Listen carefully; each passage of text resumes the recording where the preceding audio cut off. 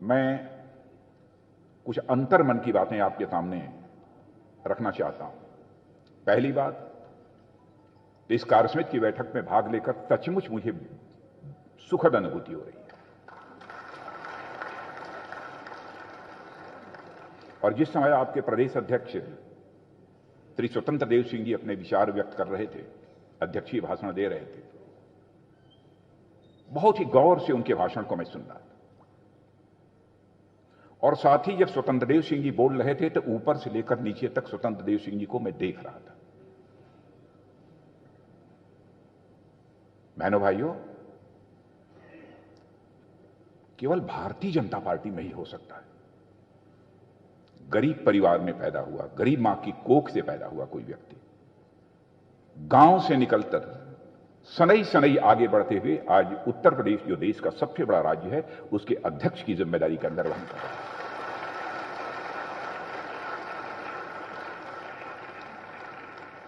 सहजता और सरलता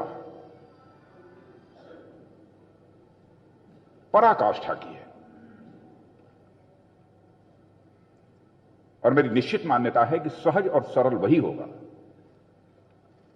जो मन का बड़ा होगा।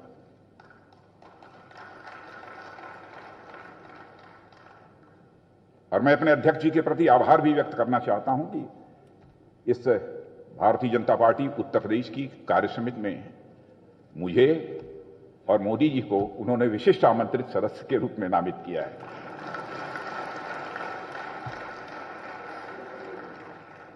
और इस कार्यसमिति की बैठक में मुझे आमंत्रित किया है। उत्तर प्रदेश की राजनीति के बारे में मैं कहना चाहूंगा कि उत्तर प्रदेश की राजनीति से लंबे समय तक मैं जुड़ा रहा हूं। और जब कभी उत्तर प्रदेश के कार्यकर्ताओं के साथ मिलना होता है अथवा किसी भी फोरम पर प्रदेश के कार्यकर्ताओं के साथ बातचीत करने का अवसर प्राप्त होता है, तो मैं स्वयं को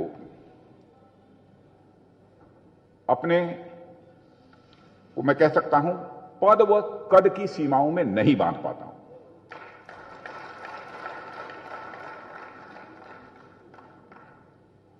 कभी कभी लोग कहते हैं कि थोड़ा सा डिस्टेंस बना के रखना चाहिए।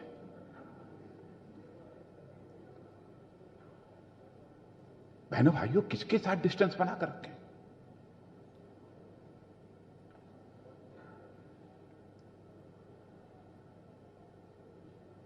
डिस्टेंस बनाकर मुझे सुखद अनुभूति नहीं हो सकती है, बल्कि आपको गले लगाकर मुझे सुखद अनुभूति हो सकती है।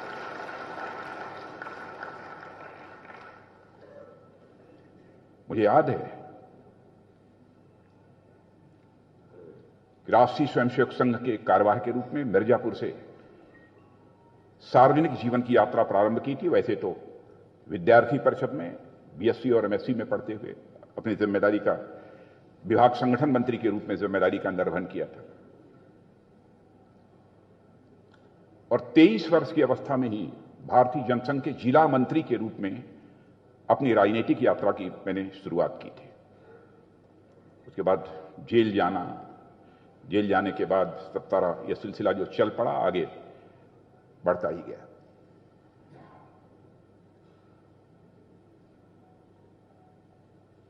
लेकिन मैं ये कहना चाहूंगा कि साथियों, यह मानकर चलना अपने राजनीतिक जीवन में कि व्यक्ति का कद पद के कारण बड़ा नहीं होता है, बल्कि व्यक्ति का कद यदि बड़ा होता है तो उसकी कृतियों के कारण बड़ा होता है, पोस्ट के कारण नहीं, डीड्स के कारण बड़ा होता है। मैं जानता हूं कि बहुत सारे हमारे कार्यकर्ताओं को इस बात की बेचैनी होती है।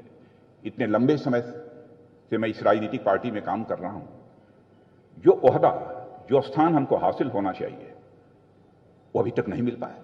साहब, मेरे साथ इनजस्टिस हो रही है। क्या भारतीय जनता पार्टी के कार्यकर्ता होकर आप ये कह सकते हैं कि आपके साथ इनजस्टिस हो रही है?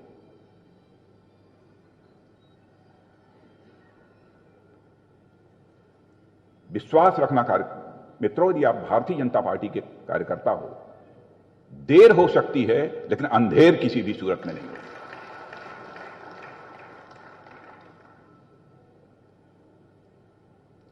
मैं अपने आप यदि कहूंगा तो कुछ लोगों को लगेगा कि इसका प्रमाण क्या है, लेकिन कार्यकर्ताओं के बीच यदि उपस्थित हूं तो स्वाभाविक रूप से कहने की इच्छा भी हो रही है।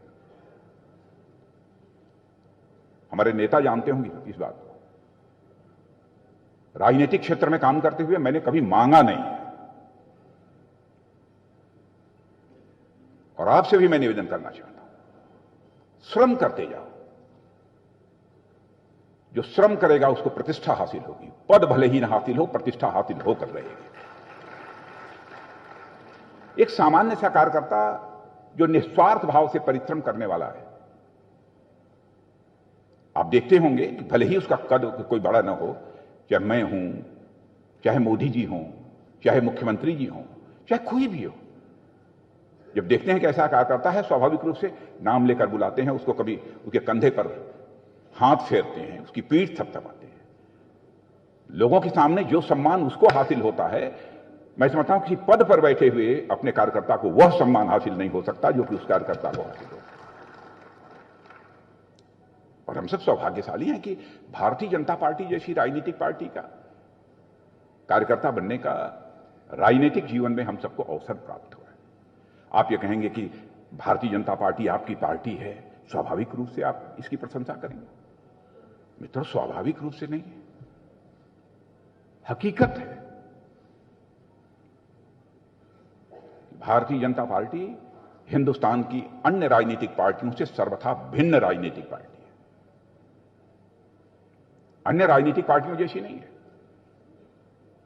अब 1, 2, 4 का कहीं कुछ गड़बड़ यदि दिखाई दे जाए, उसी आधार पर भारतीय जनता पार्टी के संबंध में मूल्यांकन किया जाए, यह मैं समझता हूं कि भाजपा के साथ इंसाफ नहीं होगा, भाजपा के साथ यह जस्टिस नहीं होगी।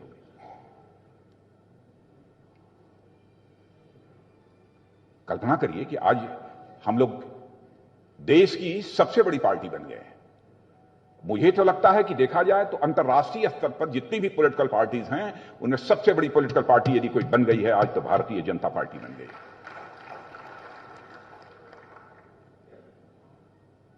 मुझे याद है जब जनसंघ में जिला मंत्री के रूप में हम लोगों ने यात्रा प्रारंभ की थी, और उस समय हमारे नेता प्रदेश के आते थे अथवा अपने आदरणीय अटल बिहारी वाजपेयी जी वगैरह का भाषण हम लोग सुनने जाते थे,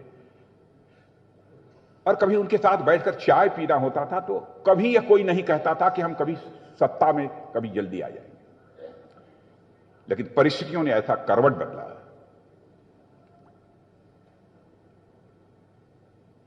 कि हम जिस भारतीय जनता पार्टी के बारे में बराबर नारे लगाते रहे, चप्पा चप्पा भाजपा, सचमुच आज वह चरितार्थ हो गया, चप्पा चप्पा भाजपा हो गई, और देश की हम सबसे बड़ी राजनीतिक पार्टी बन गए। मुझे याद है 1974 में अटल बिहारी वाजपेयी जी के, आदरणीय अटल बिहारी वाजपेयी जी के संबंध हम लोग नारा लगाते थे, लगता था शायद अटल जी को प्रोजेक्ट किया जाए तो उत्तर प्रदेश में हमारी सरकार बन जाएगी। तो हम लोग कहते थे उत्तर प्रदेश का मुख्यमंत्री कैसा हो तो आदरणीय अटल बिहारी वाजपेयी जैसा हो। अटल जी ने एक बार कहा उस समय, क्या यह नारा लगाए बिना यहां पर सरकार नहीं बन सकती है? कई कार्यकर्ता बैठे हुए थे उनके बीच, तो सभी कार्यकर्ताओं ने कहा आपका इतना कद इतना बड़ा है कि आपके नाम पर हम सरकार बना सकते हैं। सरकार नहीं बनी।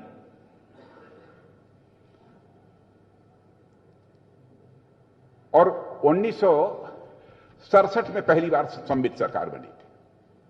तब थोड़ी थोड़ी हम लोगों के अंदर ये आशा जगने लगी थी कि शायद अन्य राजनीतिक पार्टियों को मिलाकर कोई संवित सरकार बनेगी और हम लोग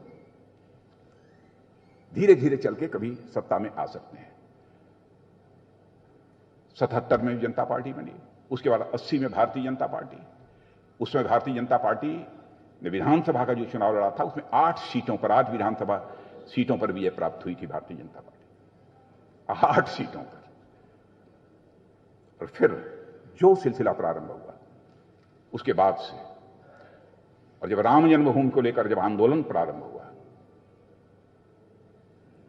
और जिस प्रतिबद्धता के साथ भारतीय जनता पार्टी का हर कार्यकर्ता खड़ा हुआ, लोगों का भरोसा और विश्वास भारतीय जनता पार्टी के प्रति बढ़ता चला गया। भारतीय जनता पार्टी का जनाधार देखकर लोगों को यह लगने लगा कि नहीं, भारतीय जनता पार्टी जो है सत्ता में आ सकती है। पहली बार 1991 में आदरणीय कल्याण सिंह जी के नेतृत्व में भारतीय जनता पार्टी की सरकार स्पष्ट बहुमत के साथ बनी। मैं यही सोच रहा था कल्याण सिंह जी के बाद दूसरी बहुमत की सरकार भाजपा की बन पाई कि नहीं।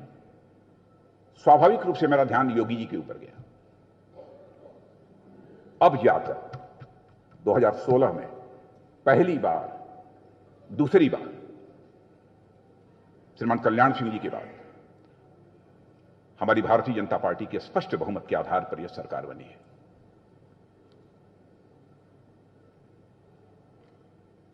मित्रों, आप सबको मालूम है कि भारतीय जनता पार्टी केवल एक ऐसी पार्टी नहीं है जो सत्ता हासिल करने वाले कार्यकर्ताओं का एक झुंड मात्र हो।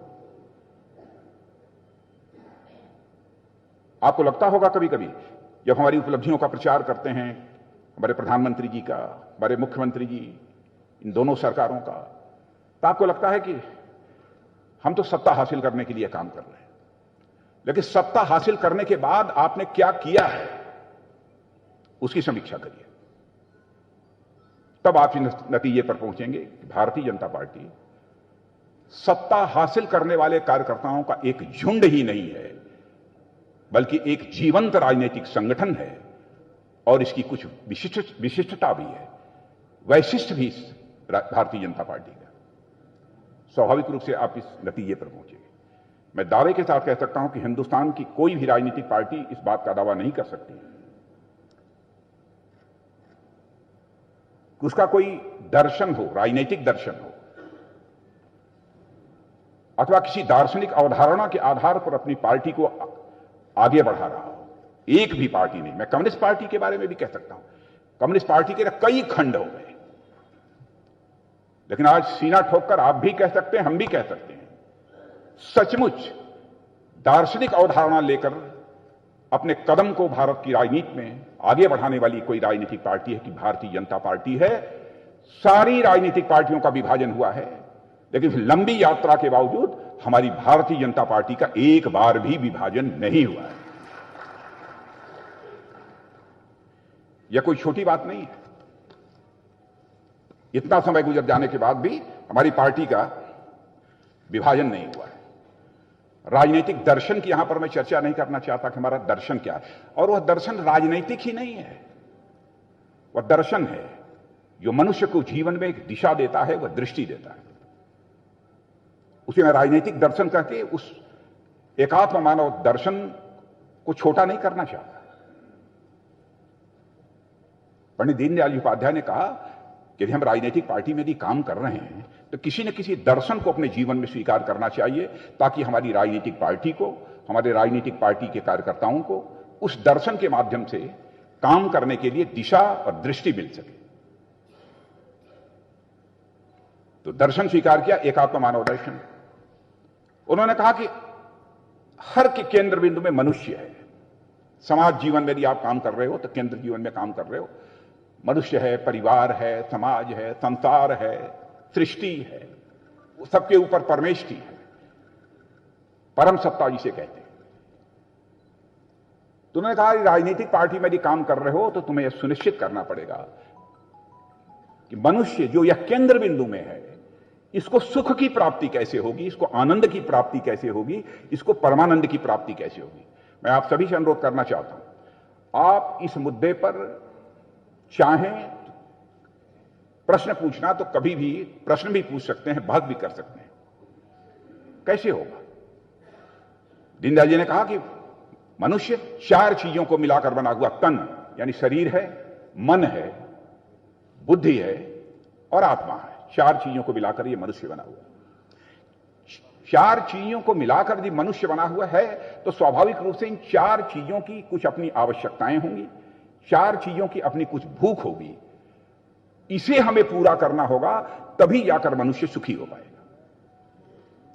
शायद मुझे याद है कि मेरठ की बैठक में मैंने इसकी चर्चा की थी, तो उन्होंने कहा कि हमको ऐसी व्यवस्था बनानी होगी ताकि हर व्यक्ति के तन को सुख मिल जाए, तन को, इंद्रियों को सुख प्राप्त करने के लिए धन की आवश्यकता होती है। उनका कहना था मन को भी सुख मिल जाए, बुद्धि को भी सुख मिल जाए, आत्मा को भी सुख मिल जाए तो तन का सुख प्राप्त होगा धन धान से। तो तन के सुख के लिए धन धान चाहिए। मन की सबसे बड़ी भूख होती है मान सम्मान स्वाभिमान की, तो मन के सुख के लिए मान सम्मान स्वाभिमान चाहिए। और बुद्ध की सबसे बड़ी भूख होती है ज्ञान की, बुद्ध के सुख के लिए ज्ञान चाहिए। चौथी चीज जो आत्मा होती है, उस आत्मा के सुख के लिए भगवान चाहिए, यानी जो परम सत्ता है। अब ये बहुत लंबा विषय है, इसलिए बहुत विस्तार में नहीं आना चाहूंगा इस दर्शन के। आप ये कहेंगे कि ये बहुत प्रैक्टिकल नहीं दिखाई देता है। मैं दावे के साथ कह सकता हूं ये पूरी तरह से प्रैक्टिकल है, व्यवहारिक है। आपको सारी सुख सुविधाएं दे दी जाए, राजमहल में रख दिया जाए, खाने पीने की एक मुकम्मल अच्छी व्यवस्था कर दी जाए, सब कुछ कर दिया जाए, दो आकर कोई अपशब्दों का प्रयोग कर दे, सारा सुख आपका समाप्त हो जाए। लेकिन आपको झोपड़ी में रखा जाए और आपको बेहद मान सम्मान दिया जाए, आपके स्वाभिमान पर किसी भी सूरत में चोट न पहुंचने दी जाए, तो स्वाभाविक रूप से जो सुख झोपड़ी में रहकर आपको प्राप्त होगा वह सुख महल में रहकर किसी भी सूरत में प्राप्त नहीं हो सकता। मान सम्मान स्वाभिमान की मनुष्य की भूख होती है, यह भी मिलना चाहिए। यह हमारे पंडित दीनदयाल जी उपाध्याय का कहना था। बुद्धि, हम पूरा भाषण दे रहे हैं, किसी को समझ में नहीं आ रहा है, कुछ नहीं आ रहा है। बहुत सारी ऐसी चीजें होती हैं, समझ न होने के कारण व्यक्ति को आनंद की प्राप्ति नहीं होती। लेकिन हमारे यहां कहा भी गया है कि आर्किमिडीज का प्रिंसिपल ऑफ आर्किमिडीज, टब में बैठा, पानी निकला, जिस चीज की वह तलाश कर रहा था उसको मिल गया, यूरेका यूरेका यूरेका करके बाहर जो है दौड़ने लगा कि हम जो खोज रहे थे वो मिल गया। यानी जिस ज्ञान की तलाश थी वह मिल गया। बुद्धि के सुख के लिए ज्ञान चाहिए, आत्मा के सुख के लिए भगवान चाहिए। भगवान यानी परम सत्ता। आत्मिक सुख,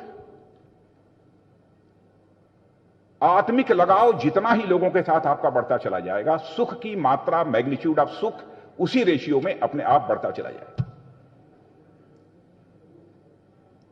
कोई कह सकता है कि आत्मा कहां है, अब इस डिटेल में नहीं आना चाहता हूं, लेकिन हमारी यहां बहनें बैठी हैं। किसी का भी छोटा बच्चा होगा और घर में वह बहन जाती होगी 2 दिन 3 दिन के बाद, पार्टी का काम करने के बाद, और वह बच्चा घुटनों के बल चलता हुआ मां मां मां कहकर मां की तरफ दौड़ता है, और उस समय वह बहन उस बच्चे को जमीन से उठाकर जिस समय अपने सीने से लगा लेती है, तो उस समय मां को जिस सुख की अनुभूति होती है वह तन का सुख नहीं होता, मन का सुख नहीं होता, बुद्धि का सुख नहीं होता, वह आत्मा का सुख है। इसे यह आत्मिक सुख कहते हैं। अब इसकी चर्चा मैंने जानबूझकर, और भी इसके विस्तार में जाया जा सकता है, लेकिन जानबूझकर इसकी मैंने चर्चा इसलिए की कि हमारी सरकारें, चाहे हमारी प्रदेश की सरकार हो, दूसरे प्रदेशों की सरकारें हों, अथवा हमारे प्रधानमंत्री मोदी जी के नेतृत्व में हमारी केंद्र की सरकार हो, इसी दर्शन के आधार पर काम कर रही है। इसी दर्शन के आधार पर काम कर रही है। कोरोना जैसी वैश्विक महामारी, क्या कभी किसी ने सोचा था कोरोना जैसी वैश्विक महामारी में हमारा प्रधानमंत्री लोगों के साथ आत्मीय रूप से जुड़ जाए? दुनिया में क्या हो रहा है हमारे प्रधानमंत्री ने नहीं देखा। केवल 100 के आसपास लोगों की मृत्यु हुई थी, फैसला कर लिया देश में लॉकडाउन होगा। लोगों ने, अर्थशास्त्रियों ने यह समझाने की कोशिश की, प्रधानमंत्री जी इतना बड़ा फैसला कर रहे हैं, देश की अर्थव्यवस्था बैठ जाएगी, चकनाचूर हो जाएगी। परवाह नहीं की। व्यक्ति, भारत का रहने वाला नागरिक, प्रधानमंत्री के रूप में एक भारतीय जनता पार्टी का कार्यकर्ता होने के कारण हमें उसकी चिंता करनी है। लॉकडाउन की घोषणा कर दी। क्या क्या चीजें बाद में हुई हैं ये आप सब जानते हैं। गरीब, माइग्रेंट लेबर जिसे कहते हैं, माइग्रेंट लेबर जो स्थान स्थान पर अपने घरों की तरफ भगने लगे। मैं जानता हूं हमारे प्रधानमंत्री को कितनी पीड़ा हुई थी, क्योंकि हम लोग साथ बैठते थे उसमें। क्या दिया जाए? उनके अकाउंट में जो कुछ भी गया उसकी आपको जानकारी है। उपलब्धियों की चर्चा हुई है और आगे भी उपलब्धियों की चर्चा हुई है। गरीब कल्याण योजना के अंतर्गत कई महीनों तक कोई भूख से न मरने पाए, इसलिए मुफ्त में अनाज मुहैया कराना। मैं सच बताऊं, एक हमारे कांग्रेस के मित्र बहुत ही वरिष्ठ हैं, कहें राजनाथ जी मैं मान गया यार, है भाजपा में कुछ न कुछ है भाजपा में कुछ यार। हम तो कल्पना भी नहीं करते थे माइग्रेंट लेबर के लिए आप मुफ्त में कई महीनों तक आप लोग जो है अनाज देने का काम करेंगे। ये कोई छोटी बात नहीं है। सैनिटाइजर देंगे, मास्क देंगे, कभी कल्पना नहीं कर सकते। और इस कोरोना की वैश्विक महामारी के दौरान जो कुछ भी हमारे प्रधानमंत्री के नेतृत्व में भारत ने किया है, बहनों भाइयों, आपको जानकर खुशी होगी, सारे विश्व में उसकी सराहना हो रही है, सारे विश्व में सराहना हो रही है। अभी हाल में ही एक घटना है, क्वेड का नाम सुना होगा, अमेरिका, जापान, ऑस्ट्रेलिया और भारत, 4 लोगों का एक ऑर्गेनाइजेशन है, इसे क्वेड बोलते हैं। अभी 2-3 दिन पहले उसकी एक मीटिंग थी।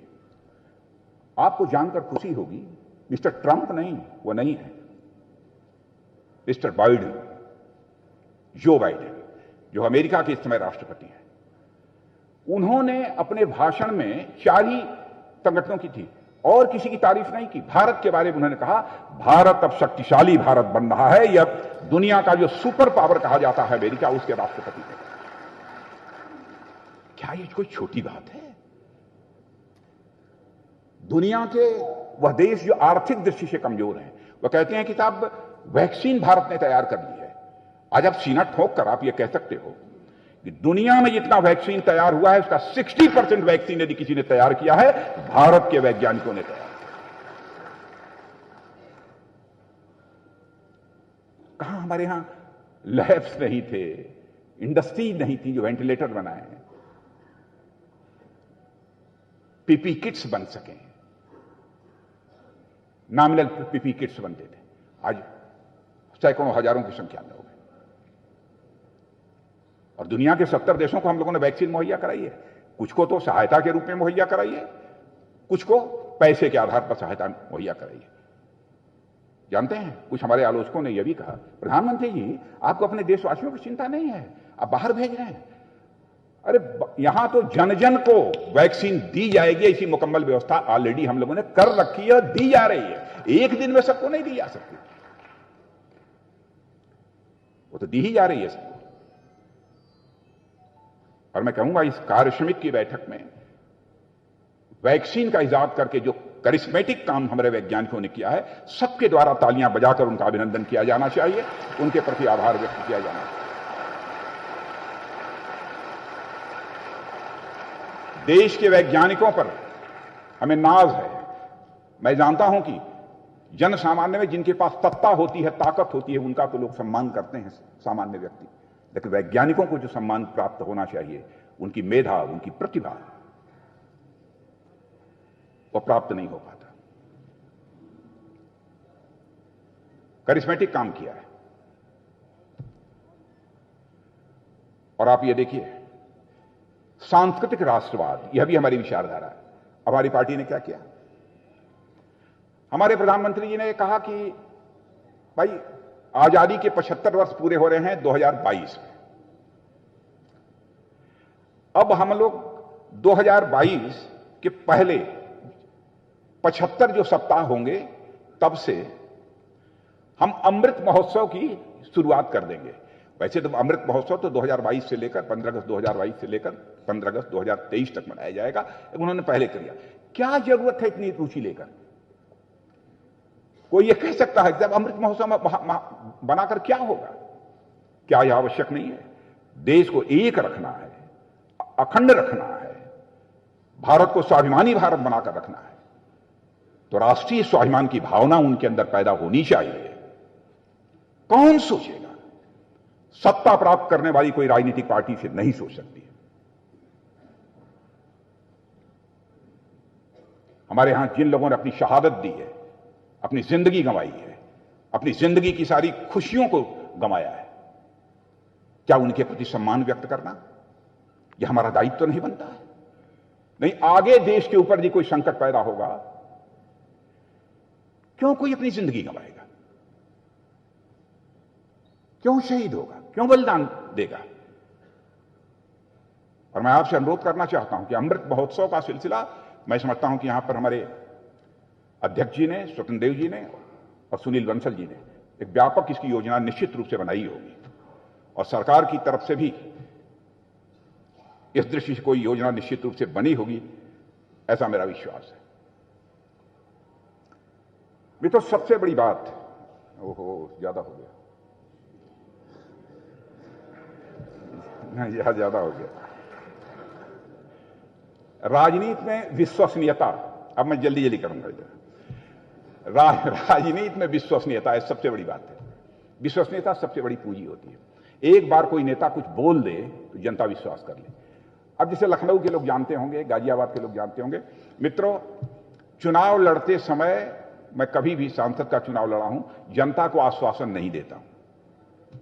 मैं कहता हूं कि आप सबका आशीर्वाद चाहिए, आप सबकी शुभकामनाएं चाहिए, ताकि सांसद बनने पर आपकी अपेक्षाओं की कसौटी पर मैं पूरी तरह से खरा उतर सकूं। जितना हो सकेगा करेंगे। क्यों कहता हूं?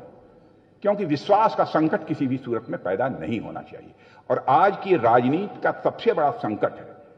और जिस संकट को किसी राजनेता ने और किसी राजनीतिक पार्टी ने स्वीकार किया है, हमारे प्रधानमंत्री मोदी जी और भारतीय जनता पार्टी ने इस विश्वास के संकट को जो भारत की राजनीति में पैदा हुआ है, उसे चुनौती के रूप में स्वीकार किया। अब आप कहेंगे कि कैसे? अब यह मैं नहीं कह रहा हूं कि हमारा कोई विधायक सांसद चुनाव लड़ रहा है, कोई आश्वासन दे दिया, नहीं पूरा हुआ, उसके कारण पार्टी के समक्ष एक विश्वास का संकट, क्राइसिस ऑफ क्रेडिबिलिटी पैदा हो गई, यह मैं नहीं कह रहा हूं। हो सकता है कुछ ना, अब आश्वासन लोग देते हैं, स्वाभाविक है। विश्वास का संकट मैं कह रहा हूं, जिस दिन हम लोगों ने भारतीय जनसंघ के रूप में अपनी राजनीतिक यात्रा प्रारंभ की, डॉक्टर श्यामा प्रसाद जी मुखर्जी, उस समय भारत का विभाजन पहले हो चुका था।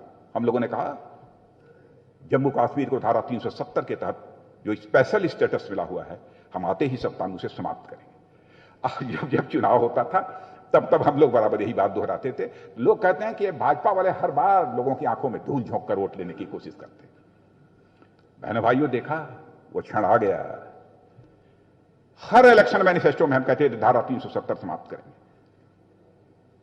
हर इलेक्शन मैनिफेस्टो में, और वो क्षण आ गया। धारा 370 समाप्त हो गई, और जम्मू कश्मीर का भी वही दर्जा है जो कि आज भारत का दर्जा, जो कि से भारत के अन्य राज्यों का दर्जा है। हमने छोड़ा नहीं अपना मुद्दा, मुद्दे बहुत सारे हैं। अब 3 तलाक के बारे में जो कुछ भी किया, कॉमन सिविल कोड की बात करते थे, देखेंगे, लेकिन हमारी विश्वसनीयता पर किसी भी सूरत में आंच नहीं आने पाएगी। और हम यदि कॉमन सिविल कोड की भी बात करते हैं तो उसको इस रूप में नहीं लिया जाना चाहिए। हिंदू, मुसलमान, क्रिश्चियन, किसी के साथ कोई भेदभाव होगा, नाइंसाफी होगी। हम राजनीति जाति, पंथ अथवा मजहब की नहीं करते। हम राजनीति यदि करते हैं तो इंसाफ और इंसानियत की हम राजनीति करते हैं।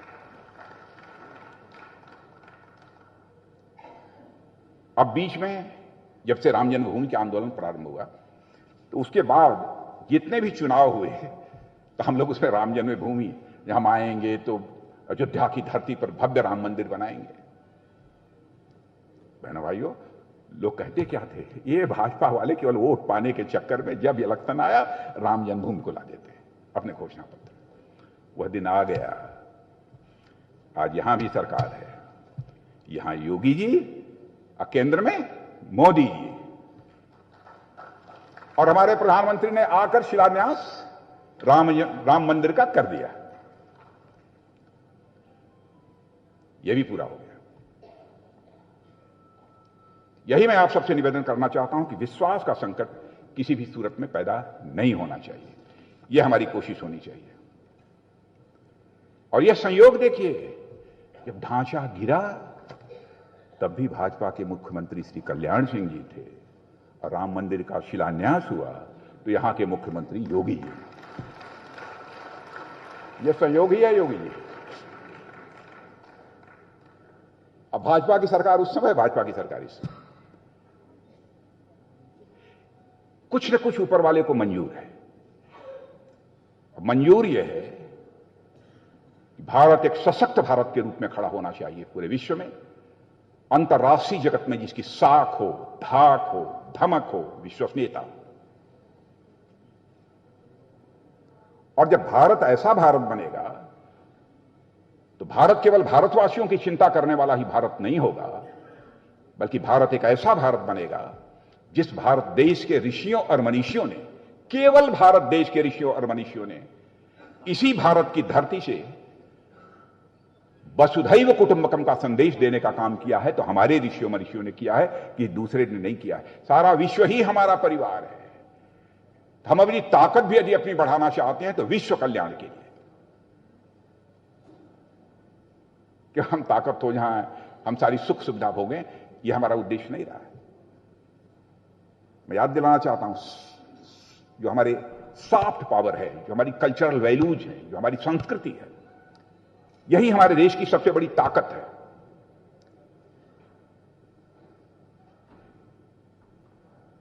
राजनीति में एक चीज, करप्शन की बहुत चर्चा होती थी, और मैं याद दिलाना चाहता हूं कि एक बार राजीव गांधी जी ने, उन्होंने बोलते हुए कहा था, मैं क्या करूं, मैं लाचार हूं, मैं दिल्ली से 100 पैसा भेजता हूं, लेकिन नीचे जिनको मिलना चाहिए बाप मुश्किल 16 पैसा पहुंच पाता है। लेकिन हमारे प्रधानमंत्री ने लाचारी व्यक्त नहीं की। हमारे प्रधानमंत्री ने लाचारी व्यक्त नहीं की। प्रधानमंत्री बनने के साथ ही खाते खोलना शुरू कर दिया। प्रधानमंत्री जनधन योजना के अंतर्गत जनधन के खाते खोले गए। और आज मित्रों, जनता के बीच सीना ठोक कर आप कह सकते हो कि हमारी सरकार दिल्ली से या लखनऊ से जितना पैसा भेजती है, एक एक पाई आपके खाते में पहुंचता है, वह भ्रष्टाचार की भेंट नहीं चलने वाला। 4 वर्षों से हमारी यहां पर योगी जी के नेतृत्व में सरकार चल रही है, केंद्र में मोदी जी के नेतृत्व में सरकार चल रही है। बहनों भाइयों, कोई मां का लाल उंगली उठाकर नहीं कह सकता है कि किसी के ऊपर कोई भ्रष्टाचार का आरोप लगा हो। यह कोई छोटी बात नहीं है। साहस नहीं कर सकता एक आदमी को छोड़कर, जो मन में आता है वो अपना बराबर बोलते रहते हैं। और हमारे यहां आप लोग भी कहते हैं ना, डबल इंजन की सरकार हो गई तब काम सारे तेजी के साथ होंगे, करिश्मेटिक काम होंगे। यह बात सच है, वो होगा। कोई भूखा न रहे, कोई नंगा न रहे, सबको रहने के लिए व्यवस्था। अब वो प्रधानमंत्री आवास योजना के अंतर्गत क्या हुआ है आप लोग जानते हैं, कितने लाख। मैं तो बधाई देना चाहता हूं योगी जी कि आपने उत्तर प्रदेश में नंबर 1 है। 40 लाख आपने आवास तैयार किए हैं, कोई छोटी बात नहीं।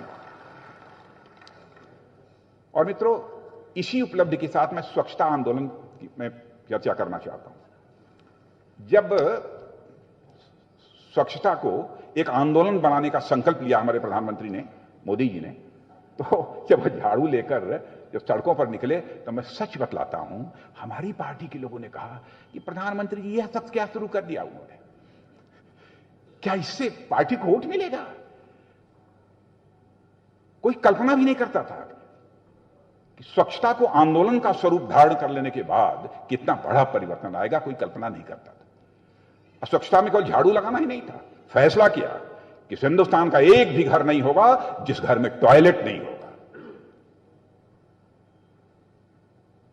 और आपको शायद जानकारी है या नहीं, मैं नहीं कह सकता हूं, वर्ल्ड हेल्थ ऑर्गेनाइजेशन ने यह कहा है कि स्वच्छता आंदोलन जो भारत में प्रारंभ हुआ है, उससे पूरा हेल्थ सिनेरियो ही बदल गया है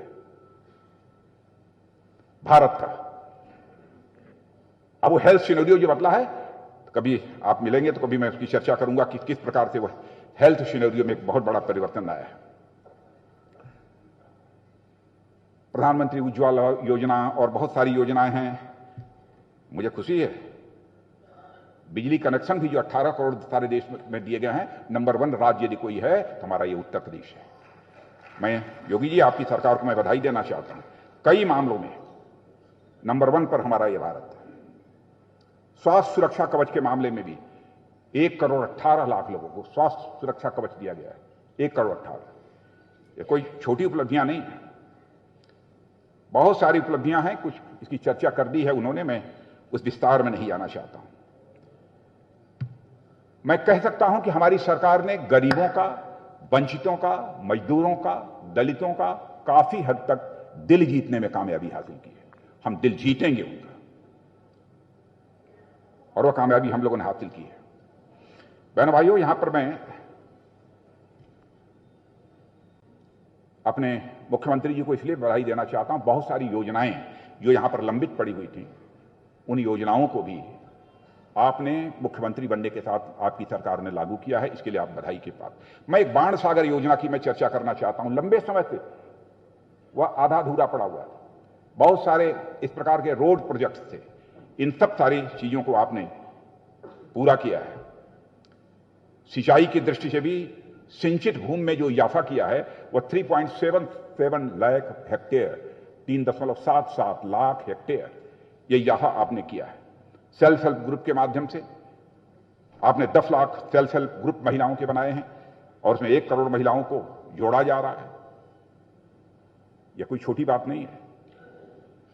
यानी यह सब सारे कदम आपने जो उठाए हैं, उसके परिणाम स्वरूप हुआ क्या है, अब आप लोगों को कितनी जानकारी है मैं नहीं कह सकता हूं, लेकिन जब सरकार बनी थी उस समय यहां पर जो है बेरोजगारी, अनएम्प्लॉयमेंट का जो परसेंटेज था वह 17.5% था, और आज, अब इसमें कुछ अंतर हो सकता है, आज मुझे बतलाया गया है उत्तर प्रदेश में यह 4.5% हो गया है। दिस इज मेजर अचीवमेंट है आपका, यह कोई छोटी बात नहीं है।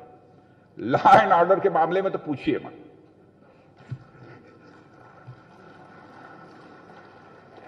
लॉ एंड ऑर्डर के बारे में तो पूछिए मत।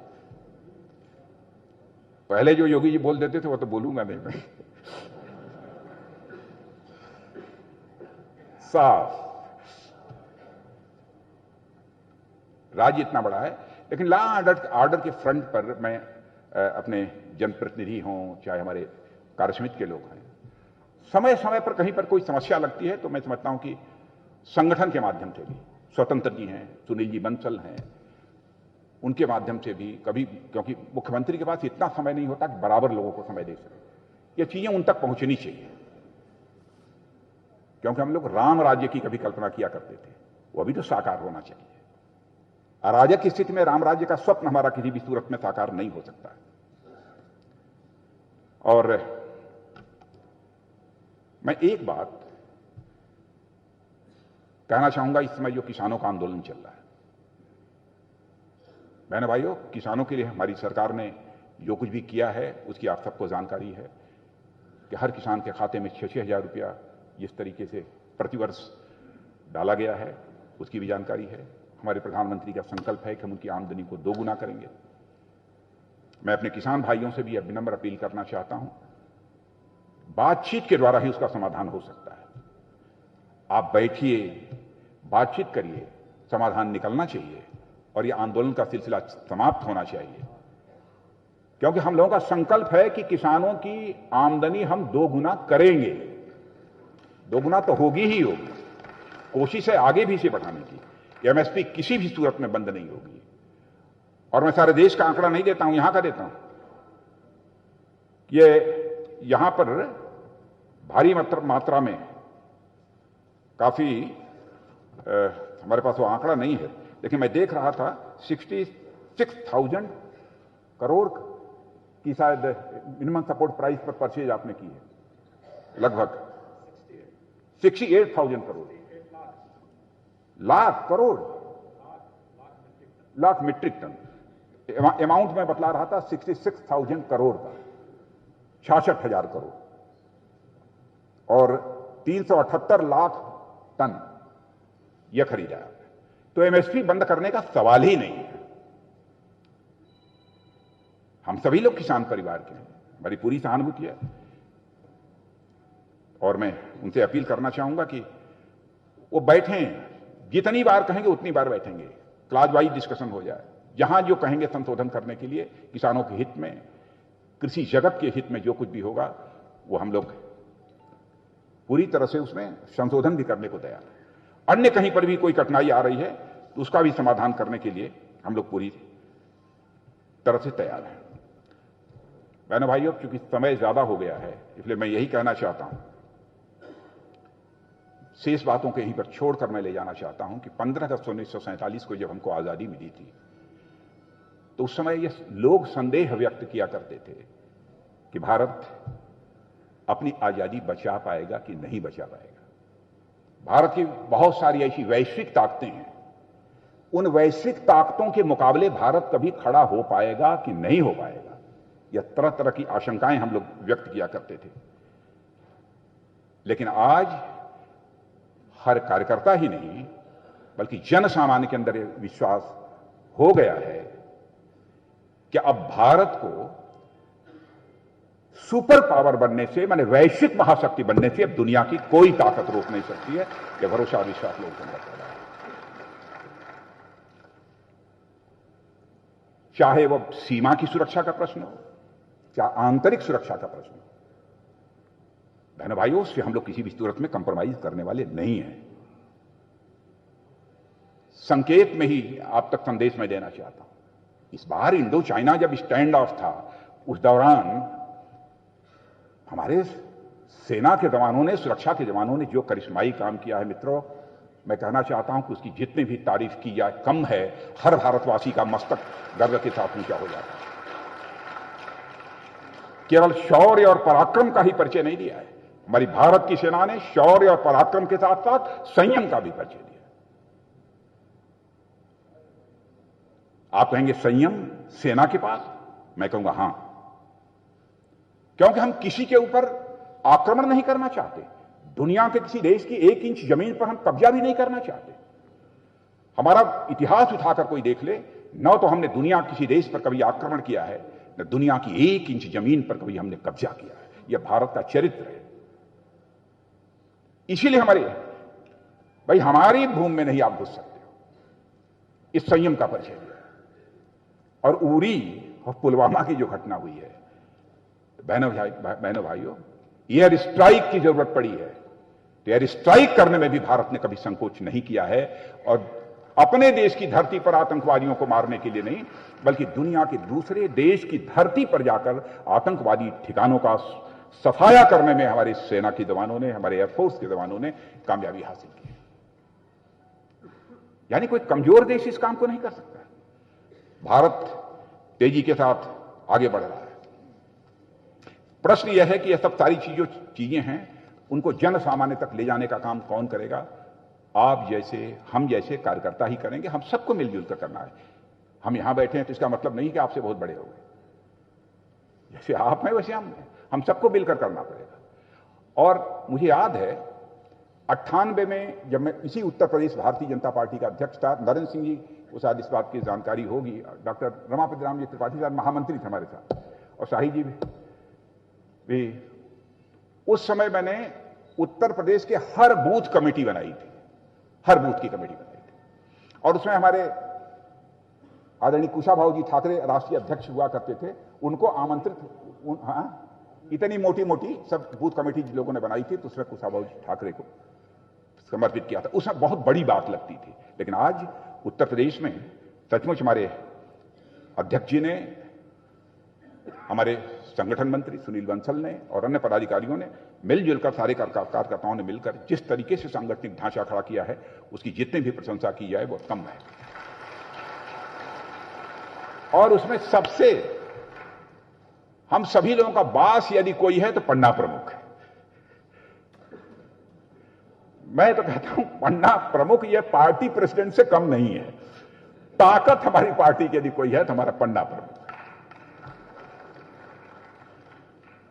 अब इस बार उत्तर प्रदेश में 2016 में जितनी सीटें आई हैं, पन्ना प्रमुख, जिनके पास कोई ना काम हो, उनको लगता हमारी सेहत खराब है तो पन्ना प्रमुख बन जाइए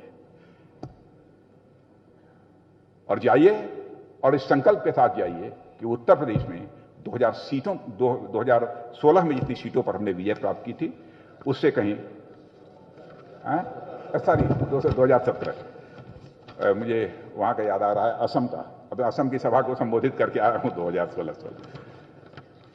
तो 2022 का जो चुनाव होने वाला है, तो 2017 की कंपैरिजन में, उसकी तुलना में हम अधिक सीटों पर विजय प्राप्त करेंगे। इस संकल्प के साथ हम सभी लोगों को आगे बढ़ने की आवश्यकता है। इन्हीं शब्दों के साथ पुनः एक सशक्त उत्तर प्रदेश जो बन रहा है के निर्माण में आप अपना योगदान दें, इसके लिए मैं आपको शुभकामनाएं देता हूं। और इसलिए भी आपको मैं शुभकामनाएं देता हूं कि हमारे प्रधानमंत्री ने कहा है न्यू इंडिया बनाने में सबसे बड़ा कंट्रीब्यूशन यदि किसी का हो सकता है, देश के सबसे बड़े राज्य उत्तर प्रदेश का हो सकता है। उत्तर प्रदेश भी न्यू उत्तर प्रदेश बन रहा है। इसलिए आप सब आगे बढ़ें, अपना योगदान दें। इन्हीं शुभकामनाओं के साथ अपना निवेदन समाप्त करता हूं। आप सबको बहुत बहुत धन्यवाद।